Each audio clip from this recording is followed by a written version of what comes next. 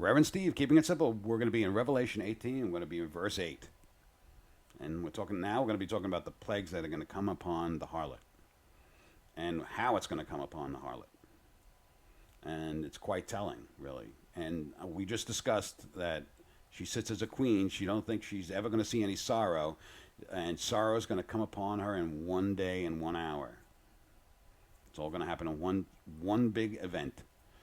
And if you read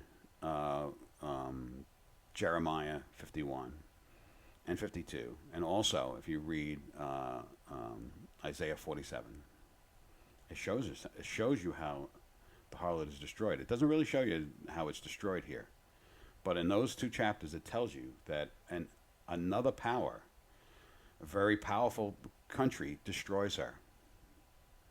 And what's happening right now, right before our eyes, there's a country that's basically threatening her daily. Russia, with the Russian war. And Russia is part of the Magog that's going to, when the United States is taken out of the way, it's going to come down and invade Israel. But the only way that's going to happen is what? Is when the harlot's taken out of the way. And this describes the harlot being taken out of the way and how she's taken out of the way. And it's taken out within an hour. So think about that. What kind of weapon today? And if you read Isaiah 47 and Jeremiah 51, it talks about weapons.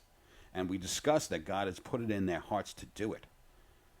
It's them that do it. It's not him. It's not a destruction from outer space. It's not Yellowstone exploding. It's not that. It's God puts it in their hearts to destroy her, winnow her down. That's what's happening now. The millions and millions of dollars going out of this country. That's the winnowing of her. That we talked about that in Revelation 17.